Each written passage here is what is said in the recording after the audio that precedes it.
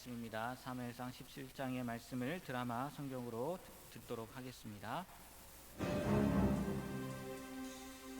블레셋 사람들이 그들의 군대를 모으고 싸우고자 하여 유다에 속한 소고에 모여 소고와 아세가 사이에 에베스담밈에 진침해 사울과 이스라엘 사람들이 모여서 엘라 골짜기에 진치고 블레셋 사람들을 대하여 전열을 벌였으니 블레셋 사람들은 이쪽 산에 섰고 이스라엘은 저쪽 산에 섰고 그 사이에는 골짜기가 있었더라. 블레셋 사람들의 진영에서 싸움을 도두는 자가 왔는데 그의 이름은 골리앗이요 가드 사람이라. 그의 키는 6규빗 한 뼘이요 머리에는 노투구를 썼고 몸에는 비늘 갑옷을 입었으니 그 갑옷의 무게가 놋 5,000세겔이며 그의 다리에는 놋 각반을 쳤고 어깨 사이에는 놋 단창을 메었으니 그 창자루는 배틀채 같고 창날은 철 600세겔이며 방패든 자가 앞서 행하더라. 그가 서서 이스라엘 군대를 향하여 외쳐 이르되 너희가 어찌하여 나와서 전열을 벌였느냐? 나는 블레셋 사람이 아니며 너희는 사울의 신복이 아니냐? 너희는 한 사람을 택하여 내게로 내려보내라.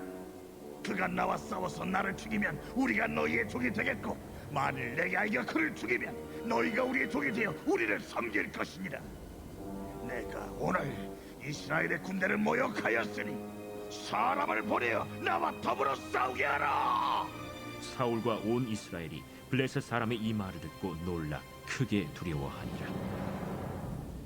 다윗은 유다 베들레헴 에브라 사람 이세라 하는 사람의 아들이었는데 이세는 사울 당시 사람 중에 나이가 많아 늙은 사람으로서 8 아들이 있는 중 그 장성한 세 아들은 사울을 따라 싸움에 나갔으니 싸움에 나간 세 아들의 이름은 장자 엘리압이요 그 다음은 아비나답이요 셋째는 삼마며 다윗은 막내라.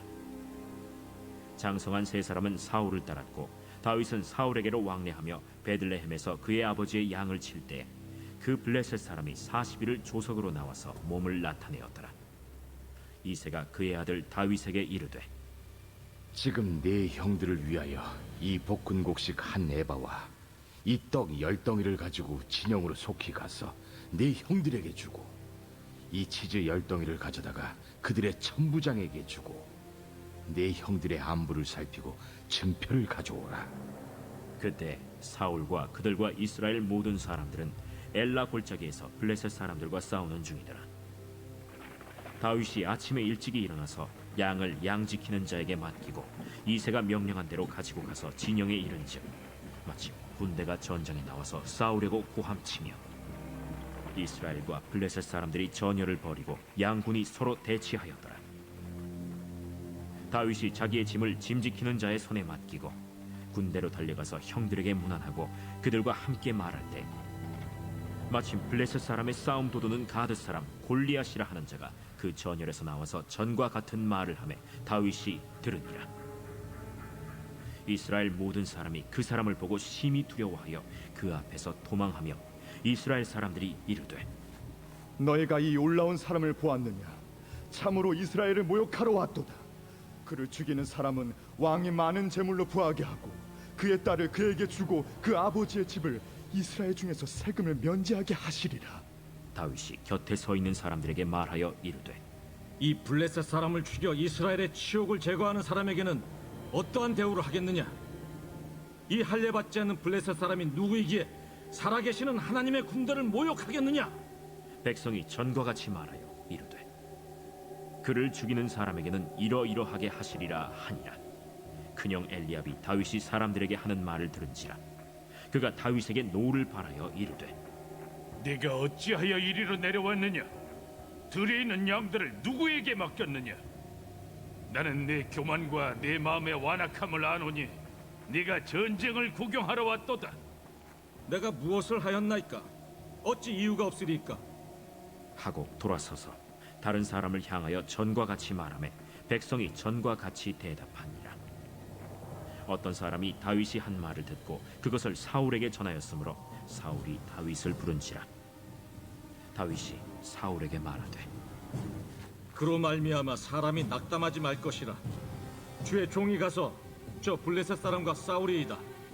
내가 가서 저 블레셋 사람과 싸울 수 없으리니 너는 소년이요 그는 어려서부터 용사임이니라. 주의 종이 아버지의 양을 지킬 때 사자나 곰이 와서 양떼에게서 새끼를 물어가면 내가 따라가서 그것을 치고 그 입에서 새끼를 건져내었고 그것이 일어나 나를 해하고자 하면 내가 그 수염을 잡고 그것을 쳐 죽였나이다. 주의 종이 사자와 곰도 쳤은즉 살아계시는 하나님의 군대를 모욕한 이 할례받지 않은 블레셋 사람이리이까. 그가 그 짐승의 하나와 같이 되리이다. 여호와께서 나를 사자의 발톱과 곰의 발톱에서 건져내셨은즉 나를 이 블레셋 사람의 손에서도 건져내시리이다. 가라. 여호와께서 너와 함께 계시기를 원하노라. 이에 사울이 자기 군복을 다윗에게 입히고 노투구를 그의 머리에 씌우고 또 그에게 갑옷을 입히매 다윗이 칼을 군복 위에 차고는 익숙하지 못하므로 시험적으로 걸어보다가 사울에게 말하되 익숙하지 못하니 이것을 입고 가지 못하겠나이다. 하고 곧 벗고 손에 막대기를 가지고 시내에서 매끄러운 돌 5을 골라서 자기 목자의 제국 곧 주머니에 넣고 손에 물매를 가지고 블레셋 사람에게로 나아가니라. 블레셋 사람이 방패든 사람을 앞세우고 다윗에게로 점점 가까이 나아가니라. 그 블레셋 사람이 둘러보다가 다윗을 보고 업신여기니 이는 그가 젊고 붉고 용모가 아름다우니라. 네가 나를 개로 여기고 막대기를 가지고 내게 나왔느냐? 하고 그의 신들의 이름으로 다윗을 저주하고 그 블레셋 사람이 또 다윗에게 이르되 내게로 오라. 내가 내 살을 공중의 새들과 들짐승들에게 주리라. 하는지라. 다윗이 블레셋 사람에게 이르되 너는 칼과 창과 단창으로 내게 나아오거니와 나는 만군의 여호와의 이름 곧 내가 모욕하는 이스라엘 군대 하나님의 이름으로 내게 나아가노라. 오늘 여호와께서 너를 내 손에 넘기시리니 내가 너를 쳐서 내 목을 베고 블레셋 군대의 시체를 오늘 공중의 새와 땅의 들짐승에게 주어 온 땅으로 이스라엘에 하나님이 계신 줄 알게 하겠고 또 여호와의 구원하심이 칼과 창에 있지 아니함을 이 무리에게 알게 하리라. 전쟁은 여호와께 속한 것인즉 그가 너희를 우리 손에 넘기시리라. 블레셋 사람이 일어나 다윗에게로 마주 가까이 올 때 다윗이 블레셋 사람을 향하여 빨리 달리며 손을 주머니에 넣어 돌을 가지고 물매로 던져 블레셋 사람의 이마를 치매 돌이 그의 이마에 박히니 땅에 엎드러지니라. 다윗이 이같이 물매와 돌로 블레셋 사람을 이기고 그를 쳐 죽였으나 자기 손에는 칼이 없었더라. 다윗이 달려가서 블레셋 사람을 밟고 그의 칼을 그 칼집에서 빼내어 그 칼로 그를 죽이고 그의 머리를 베니 블레셋 사람들이 자기 용사의 죽음을 보고 도망하는지라. 이스라엘과 유다 사람들이 일어나서 소리 지르며 블레셋 사람들을 쫓아 가이와 에그론 성문까지 이르렀고 블레셋 사람들의 부선자들은 사라임 가는 길에서부터 가드와 에그론까지 엎드러졌더라. 이스라엘 자손이 블레셋 사람들을 쫓다가 돌아와서 그들의 진영을 노략하였고 다윗은 그 블레셋 사람의 머리를 예루살렘으로 가져가고 갑주는 자기 장막에 두니라. 사울은 다윗이 블레셋 사람을 향하여 나아감을 보고 군사령관 아브넬에게 묻되 아브네라, 이 소년이 누구의 아들이냐? 왕이여, 왕의 사심으로 맹세하옵나니 내가 알지 못하나이다. 너는 이 청년이 누구의 아들인가 물어보라. 다윗이 그 블레셋 사람을 죽이고 돌아올 때 그 블레셋 사람의 머리가 그의 손에 있는 채 아브넬이 그를 사울 앞으로 인도하니 사울이 그에게 묻되 소년이여, 누구의 아들이냐? 하니 다윗이 대답하되 나는 주의 종 베들레헴 사람 이새의 아들이니이다. 하니라. 아멘. 긴 말씀 함께 보셨는데 오늘 너무나 잘 아는 말씀입니다. 다윗과 골리앗의 싸움 이야기가 나오는 거죠. 유다 땅에 그 블레셋이 침입해서 마주하고 있는 상황인데 그때 누가 등장을 해요? 골리앗이라는 거인입니다. 거인. 키를 보니까 2m 70 정도 되고 그 갑옷의 무게만 57.5kg래요. 그러니까 여자는 아니고 남자 가벼운 저 같은 사람 한 명을 메고 이렇게 나와 있는 거예요. 그리고 창 끝에 무게만 7kg니까 어마어마하죠. 어마어마한 사람이 나와서 싸움을 도두고 있는 겁니다. 그것도 며칠이나요? 40일 동안이나 그런 거예요. 근데 그 사이에 아무 일도 일어나지 않았어요. 누구를 기다린 거예요? 다윗을 기다렸겠죠. 하나님의 때가 다윗을 통해서 이루어지니까 아마 다윗을 기다리게 하신 것 같은데, 그 장면을 다윗이 보고, 또 다윗이 그 장면을 보면서 군인들과 이야기하는 걸 누가 들어요? 때마침 형 엘리압이 듣고, 엘리압이 뭐라고 하지만 다윗은 오늘 말씀에서 나와있던 것처럼 그는 칼과 창과 단창으로 오지만 누구의 이름으로 나아갑니까? 여호와의 이름으로 나아가서 승리를 하는 그 내용이 오늘 17장의 말씀입니다. 너무나 잘 아는 말씀이고 또 유명한 말씀이고, 이 말씀을 볼 때마다 뭐라고 해야 되나요? 쾌감을 느끼는 그런 말씀인 것 같아요. 그래서 다윗을 많이 주목해서 보는데, 오늘 말씀에서도 뭐 다윗을 보지 않을 수는 없을 것 같아요. 그런데 저는 이 말씀을 좀 집중해서 보고 오늘 하루를 살면서 그래, 이런 마음을 갖고 살아야 되겠다라는 그런 마음을 가지고 이렇게 돌아가셨으면 좋겠어요. 그 말씀이 어떤 말씀이냐면 28절 말씀입니다. 우리 28절 말씀 한 목소리로 읽어보도록 하겠습니다. 큰형 엘리압이 다윗의 사람들에게 하는 말을 들은지라. 그가 다윗에게 노를 바라여 이르되 내가 어찌하여 이리로 내려왔느냐? 들에 있는 양들을 누구에게 맡겼느냐? 나는 내 교만과 내 마음의 완악함을 아노니 내가 전쟁을 구경하러 왔도다. 다윗이 백성들에게, 그러니까 군인들이죠, 군인들에게 골리앗을 죽인 사람에게는 무슨 상이 있느냐라고 물었어요. 물론 이야기를 돌려서 말한 거지, 다윗의 의도는 자기도 나가서 한번 싸워볼까라는 의도였던 것 같아요. 근데 그 이야기를 듣고 큰형 엘리압이 한 대사가 뭐냐면 28절 말씀이거든요. 28절 우리가 읽은 말씀이에요. 근데 모르겠어요, 여러분들은 어떻게 느끼셨을지는 모르겠지만 저는 좀 이상하더라고요. 뭐가 이상하냐? 만약에 여러분의 동생이 이런 반응을 보이고 이렇게 나오면 뭐라고 대답을 하시겠어요? 뭐 정말 생명이 걸린 문제고, 전쟁이라는 게 장난이 아니잖아요. 엘리압이 이야기한 것처럼 장난이 아닌데 생명이 걸린 문제이고, 더 나아가서 이스라엘 민족 전체의 생사가 걸린 문제이기 때문에 지금 엘리압처럼 이렇게 과격하게 얘기할 수는 있을 것 같아요. 그런데 그보다는 저는 이렇게 얘기할, 지금 너 무슨 소리 하고 있는 거야? 골리앗이 어떤 사람인데 네가 지금 나가서 싸우려는 생각을 하고 있어? 넌 아직 어리잖아. 전쟁이 장난인 줄 알아? 아서 이런 식으로 하지 않았을까라는 생각이 드는데, 오늘 말씀은 이렇게 성경에 이렇게 기록되어서 그렇지,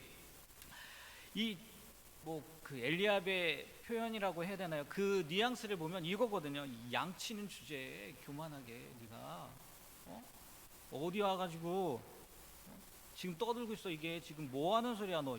아주 완악한 마음으로 짓거리는구나 이렇게 얘기를 했지만, 그거보다 한 단계 한 차원 더 높은, 그러니까 아주 저급한 그런 표현을 한 거거든요. 형이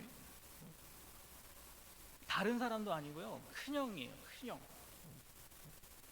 이복형도 아닐 텐데, 이복형 아닌 것 같아요. 성경에 나와 있진 않은 것 같아요. 뭐 엄마가 그런 얘기, 이복형도 아닌 것 같아요. 친형인데도 그 막내에게 그렇게 잔인할 정도로 이야기를 했다는 거죠. 물론 서두에도 말씀드린 것처럼 그 전쟁의 위중함, 생명이 오고 가고 그런 거일 수도 있겠지만 저는 좀 의아하더라고요.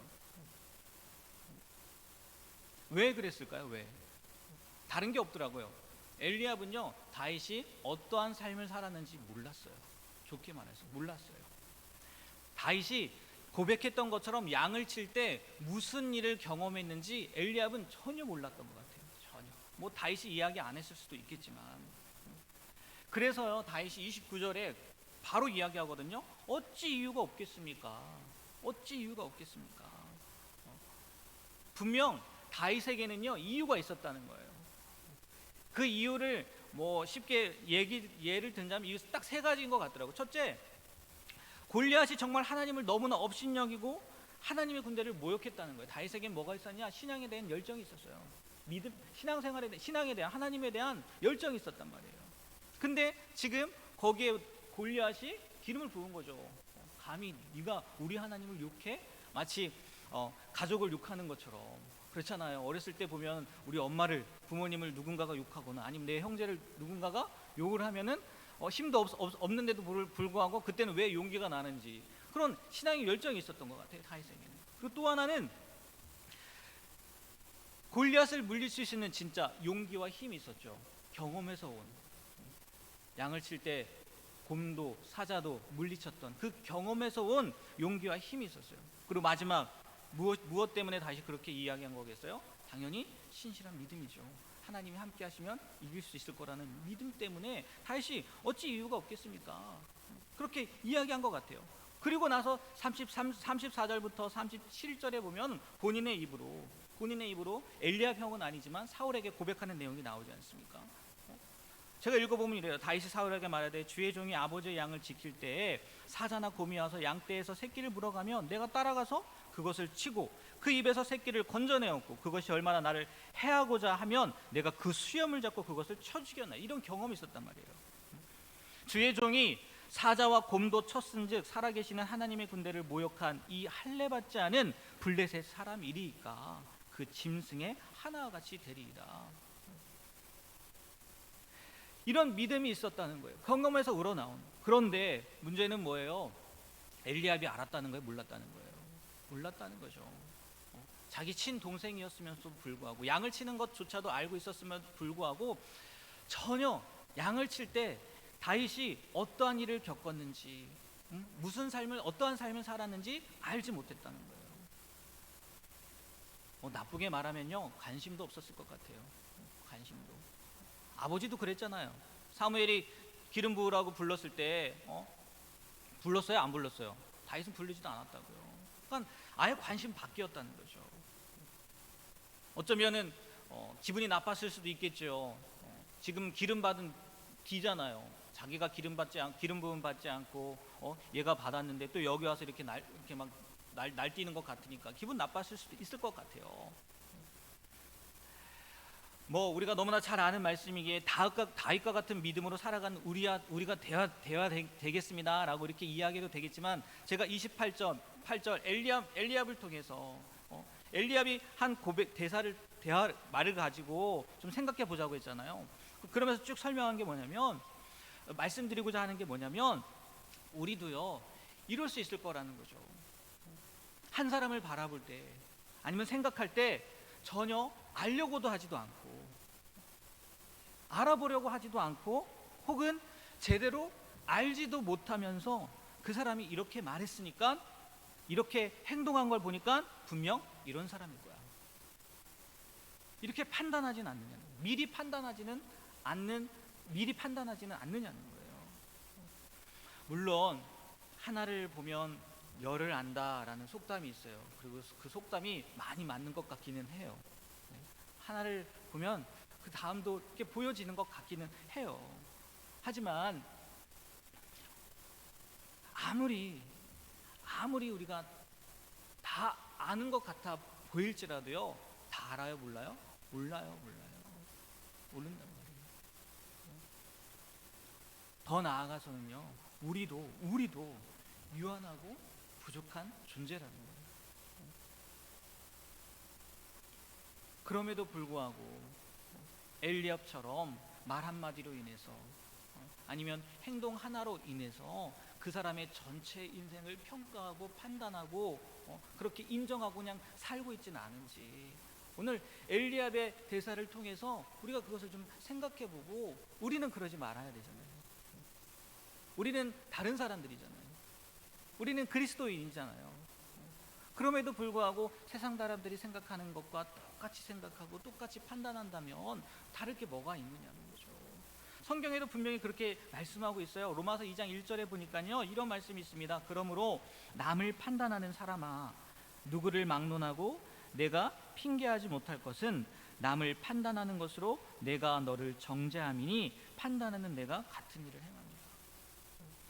또 야고보서 4장 12절 말씀해 보니까요, 구체적으로 더 이렇게 이야기를 하고 있어요. 입법자와 재판관은 오직 한 분이시니 능히 구원하기도 하시며 멸하기도 하시느니라. 너는 누구이기에 이웃을 판단하느냐. 다윗은 너무나 잘 아니까 우리가 다윗은 오늘 말씀을 통해서 잠깐 제쳐두고요, 엘리압의 그 말을 통해서 우리의 삶에서 이런 실수들을 범하지 않았으면 좋겠습니다. 게다가 정말 중요한 건 뭐냐면 우리가 그 사람의 인생을 살아보지 못했잖아요. 왜 그 사람이 그러한 말을 하게 되었는지, 그러한 행동을 하게 되었는지 우리는 그 사람의 인생을 살아보지 못했단 말이에요. 어떻게 나와 다르다고 틀리다고만 이야기할 수 있겠어요. 오늘 말씀을 통해서 판단은 하나님 앞에 다시 한번 맡겨드리고요. 판단은 하나님이 하세요. 맡겨드리고 우리는 이러한 삶을 살았으면 좋겠어요. 좀 더 이해하려고 하고, 또 그 사람에 대해서 좀 더 알아보려고 그렇게 노력하는 삶을 살았으면 좋겠습니다. 저도 이렇게 말씀을 준비하면서 이렇게 말은 하지만 쉽지 않아요. 그렇지 않습니까? 이게 어디 쉬워요. 이미 말은 나오더라고요. 이미 생각은 했고 이미 말은 나오고 그렇더라고요. 그럼에도 불구하고 우리는 계속해서 성화되는 과정에 있는 사람들이잖아요. 오늘 말씀을 통해서 다시 한번 그래, 내가 너무 섣불리 판단하진 않았나, 내가 이해하려고 하기보다는 정죄하려고 하지는 않았나, 다시 한번 우리의 삶에서요 그것을 대입시키고 누군가를 바라볼 때, 다른 사람들을 바라볼 때 좀 더 넓은 마음을 가지고 바라보게 되는 저와 여러분이 되길 주님의 이름으로 부탁드립니다. 그리고 또 하나는요, 잠깐 말씀드리면 39절에서 40절 말씀에 보면 사울이 군복을 주었을 때 입어보고 익숙하지 않아서 결국 자신에게 익숙한 막대기와 돌 5개, 물맷돌을 가지고 나아가는 장면인데, 우리가 이런 얘기를 많이 듣잖아요. 익숙함이 우리에게 문제를 일으키기도 한다. 왜? 타성에 젖어서 그게 그냥 맞는 것보다 해서 이렇게 그런 삶을 살면 안 된다라는 이야기를 하기도 하지만, 오늘 말씀은 그거잖아요. 자신에게 익숙한, 자신이 잘할 수 있는 것을 가지고 다윗이 나아간 거잖아요. 하나님이 일하시는 방법이 물론 극적으로 이렇게 하시는 경우도 있겠지만 많이 이렇게 하시는 것 같아요. 내가 잘할 수 있는 것, 나에게 익숙한 것, 우리의 재능과 체질, 그리고 우리가 살아온 그 삶 자체도 하나님이 활용하고 또 사용하시기를 원하시는 분이라는 거죠. 막 바꾸려고 하시는 분이 아니라는 거예요. 물론 어느 경우에는 그것만 의지하려고 할 때 내려놓게 하시기도 하지만, 그래서 분별력이 필요하기도 하지만, 오늘 말씀에 마지막 잠깐 말씀드리고 싶은 건 뭐냐면, 다윗의 익숙함, 노력, 지금까지의 삶을 가지고 하나님께서 역사하셨다는 거예요.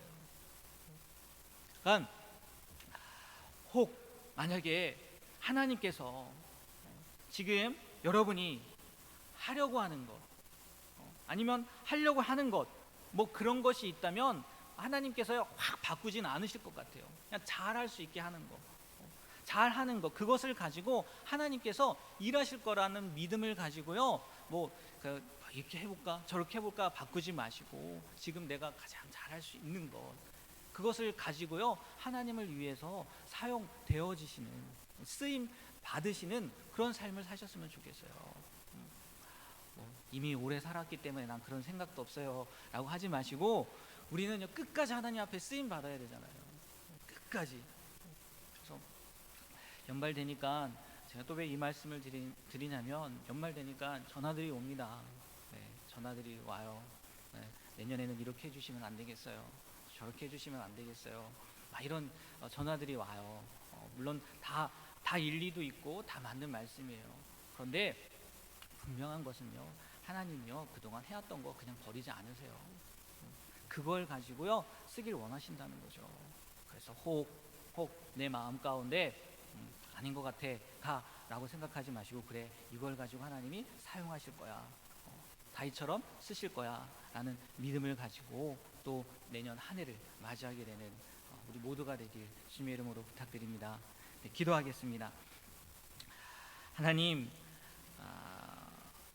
물론 다윗의 삶을 우리가 본받아야 됩니다. 그의 열정, 그리고 그의 용기, 그리고 그의 믿음, 우리가 당연히 본받아야 될 모습이기도 하지만, 오늘은 특별히 다윗의 형 엘리압을 통해서 다시 한번 우리의 삶 가운데에도 엘리압과 같은 모습이 있지는 않은지 돌아보게 하시고, 행여나 그러한 모습들이 있었다면 다시 한번 마음을 잡고 좀 더 이해하려고 하고, 또 좀 더 포용하려고 하는 그런 넓은 마음을 가지고 살아갈 수 있는 우리가 되게 하여 주시옵소서. 그리하여서 세상 사람들과는 다른 하나님이 우리를 사랑하셨던 그 모습처럼 우리에게 맡겨주신 많은 사람들을 사랑함으로 나아가게 되는, 또 사랑함으로 그들을 일으켜 세우게 되는 우리의 삶이 되게 하여 주시옵소서.